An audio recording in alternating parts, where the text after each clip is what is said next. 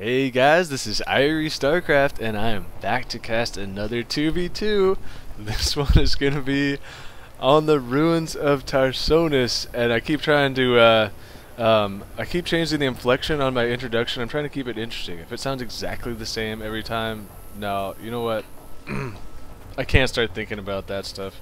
You know what? If it sounds weird to you that I keep saying the introduction the exact same way, well, you're just going to have nightmares about it when you fall asleep, so just deal with it. And anyway, I'm going to introduce the players. I did mention that this is the Ruins of Tarsonis, which is a newer map, and it's really cool. I like this map a lot. I'll talk about it in a minute.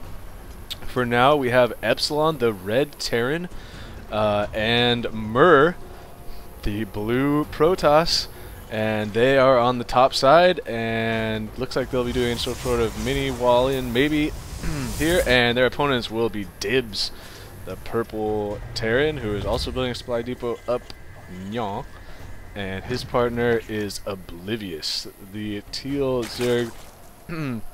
So we'll see how oblivious he really is. Apparently not very oblivious, because he is pulling 3 drones off to try and kill Murr's probe. But he is going for what looks to be, will probably be a 13 pool here, as he has already finished his extractor and still has not started his spawning pool. Not something that I am very used to in the Zerg play nowadays, so that is going to be exciting. This is a bunch of new players.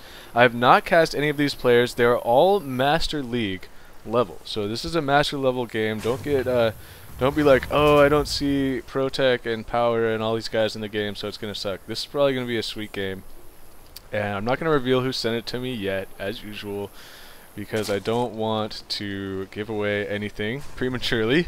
And so anyway, I'm just sort of rambling as stuff gets underway here, and so yeah, I look to see some new strategies coming out. There may not be a rush this game, which would be very strange, as I can't even remember the last team game I cast that didn't involve some sort of rush pressure. So we'll see. We'll see. There is 2 barracks going, or second barracks going down now for Dibz, a tech lab going down. So probably going to be seeing some Marauders from Dibz, as he is getting that second barracks to go with his tech lab barracks, which he hasn't built anything on yet. Are there any, even, he doesn't have any army units at all. So he's walled off here. I'm not sure if this is completely walled off. I think it is. Well, let's see. Zerglings, nope, it's not. Zerglings are going to run right through there from Oblivious, and we'll see where what he does with those. Probably just going to send these up here and scout out the front. So yeah, now that this initial scout has sort of taken place, I can talk about the map a little bit. You have this wide ramp and shared base, obviously, and then there is rocks over here, which Oblivious has placed an overlord there, and there are rocks over Nyan. That's my new sound effect for this game, is right Nyan. There's rocks on either side. There's a Baneling nest as well, finishing for Oblivious, so very fast Banelings.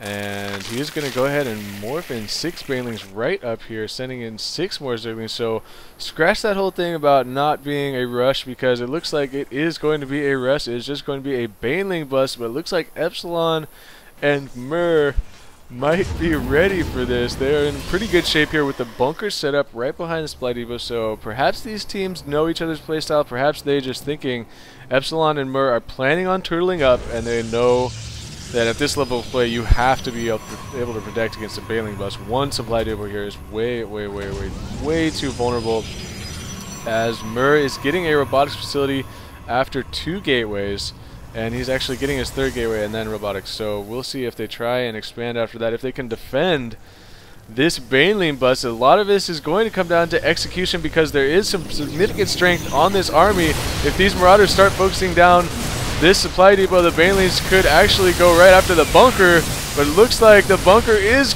going to go down, and the Zerglings are going to make it inside the base and get a surround on the sentries. Are going to use a force field, though. 2 force fields are going to trap 2 of the Marauders, which are going to die because there's a siege tank out here. And nice job by EpSiLoN pulling off these SCVs to make sure that that attack did not get through. And a nice force fields there from Murrr at the last second when the Zerglings did get in and surround his sentries. But it just really seemed like that Dibz and Oblivious did not really have enough total army to break through that front, and they're going to begin working on this back door. And Murrr and EpSiLoN, they do see this, so they're going to come over here and probably be able to ward these forces up before this even goes down. But the Marauders will be able to shoot this from outside of the range of any of these units, including this tank for now, until the tank moves up here. And are they going to finish this off? He is going to finish this off and then run away, because, yeah, there's no way that they are going to break this right here.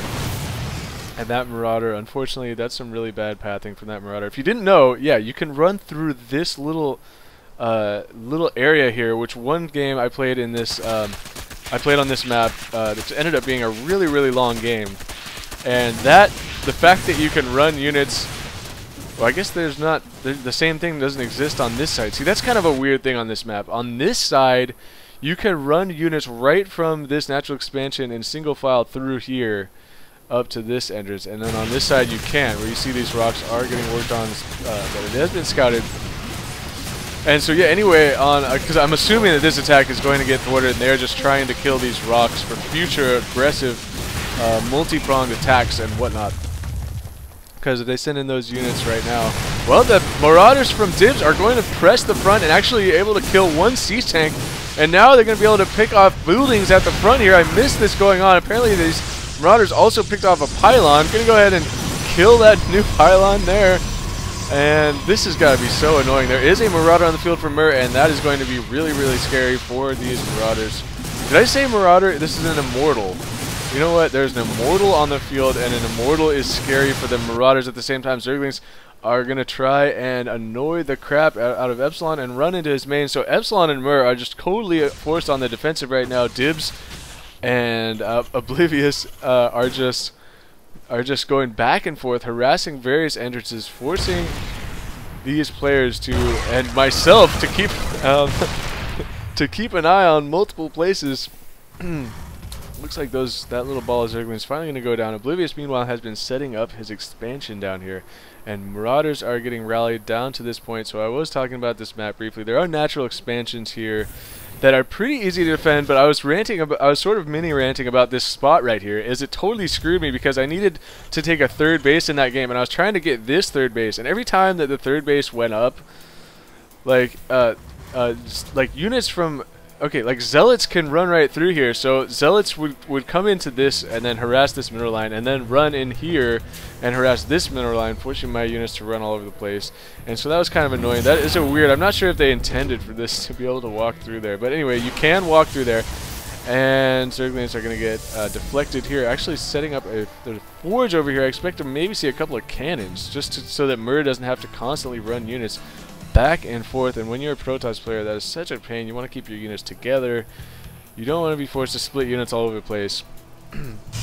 So actually Murrr is going to go ahead and try and take this expansion and sort of leave his units over here to be able to defend that. Now that this wall is open, he's like, hey, I might as well take that base now, because I can just run right over there. And so he's going to try and use the fact that Oblivious and Dibz, yes, Dibz, killed this to his advantage, and go ahead and expand over there. Dibz, meanwhile, transferring a bunch of SCVs down to his fresh new expansion. The orbital command is just about to finish, and he has siege tanks. Siege tech is finished. There's a Banshee coming out right now, another factory coming out, so the teching has begun. We are going to be moving into the mid game here. I always get confused. There's once players sort of lump mid game and late game into like the same sort of category. For what we're used to seeing, at least on this channel, this is late game. This is definitely late game. But from normal players, maybe like myself, like a diamond level player, this is sort of mid game, as a lot of the games I play do not end immediately. So there are Mutalisks here from Oblivious shooting the refinery, and apparently they forced all these SCVs to run away. EpSiLoN did a nice job. Nice reaction time there, and always very important. And we are going to see an engagement here, as both Terran armies seem to have found each other, and the siege timing for EpSiLoN much better. But at the same time, Dibz is going to be quick enough on the draw to pull back his army, though I think he could have just annihilated this if he had stemmed up. If he had seen that coming and stemmed up, all these tanks would be dead, and this whole army would be dead. and the game could maybe even be over. But he was not aware of that, and so these mutalisks there's a couple of mutalisks to those Marines got blown to like smithereens right there, and siege tanks, all 4 siege tanks are going to unsiege, and looks like going to start crawling up here, and so EpSiLoN and Murrr are going to try and lay siege to this area here. It's going to be very difficult to do. There's a Banshee from Dibz, and that Banshee totally got wasted. Yeah, man, that Banshee just got wasted, man. No, okay, this Banshee is also about to get wasted. He's teasing them. He's teasing this Protoss army of stalkers by flying the Banshee up there, and he's like, oh, I know you want to run up and shoot me, and then in the process, you're all going to die from siege tank fire. Nice job there. Sort of sacrifice of dangling that Banshee out in front of this army like a piece of cheese for a mouse or something. Yeah, that was a really, really original metaphor. Not really, but yeah, so we are laying siege, and this is going to be super cool. There are more siege tanks, more Banshees, more Marauders on the way, more Mutalisks on the way. We have upgrades for Protoss, siege tanks coming out from both sides, Marines. So it's siege tanks and Marines for EpSiLoN, and siege tanks, Marauders, Banshees for Dibz, and he is getting another starport. He's getting all kinds of buildings down here. Where is this other starboard? What is he going to do there? And oh, Mutalisks are going to fly in here and try and pick off some siege tanks. These siege tanks are so low on hit points. Oblivious has got to pick off these couple of tanks. There you go. One shot with the bouncing glaive, taking out those siege tanks. And now Dibz is going to try and siege up and catch some of this army, but no, the army is going to pull back. The only thing preventing Dibz and Oblivious from just steamrolling right now, I think, is this group. There's 3 Immortals in here for Murrr. And I feel like if the bottom team wanted to push right now, they may be able to win the game. But it looks like instead Oblivious is going to try and use some diversion tactics, and he's got all these Mutalisks over here, and I'm not sure if Oblivious knows about this base yet. It looks like he is going to scout that probably. Here he comes. He's going to see this base now, and he has plenty of Mutalisks here, easily enough Mutalisks to mow over these photon cannons, and so Murrr is like, oh man, I've got to scramble to defend this, and this is the problem with taking your second base way over here. Is it is very difficult to defend. Again, there's no little slit right here that you can run units through as there is on the other side, and somehow I managed to have that used against me in the other game, and then in this instance where I'm talking about it, it would have been helpful for Murrr. So you know what, I don't even know what I'm talking about apparently. I will just say things about a map and just use them to support my argument no matter what. And so at the same time, Dibz is going to return the favor to EpSiLoN and begin laying siege to the front here. And there's plenty of space here as Murr's army is completely out of position because of the Mutalisks. Dibz actually could have probably, I mean, EpSiLoN doesn't have much at all. He's trying to build reinforcing Marines, but the Marines are blowing up so fast to the siege tanks. And now Murr has reinforced this. So Dibz just he's content to sit out here with the contained setup and allow Oblivious to just be completely annoying with his Mutalisks. And I mean, he could even take out some of these supply depots and send a bunch of Zerglings, send this army of Zerglings he has over here. And this is a problem. This is something that happens to me a lot when I play Zerg. This Void Ray is his lifespan is about less than 1 second there, because there's way too many Mutalisks to be building Void Rays at this time. One thing Murrr could try and do is get out a bunch of Phoenix. But Void Rays at this point, I believe, are not going to be effective at all. Too many Mutalisks. And, oh, it looks like Dibz is trying to make the push. Where's these siege tanks? They are trying to move up here a little bit out of range, but the stim on the Marauders has gone off. He's going to snipe the natural expansion orbital command, and Marines are coming in here, and siege tanks are shooting Marines, and that is never good if you are a Marine. And there's even a mule running up here. So it looks like Murrr, though, with this massive Protoss ball of Stalkers and Sentries and Immortals will be able to clean up this army. But a lot of damage has been done. The Terran player EpSiLoN is just devastated. Murrr is finishing up Blink. There are upgrades for air units and ground attack for Oblivious.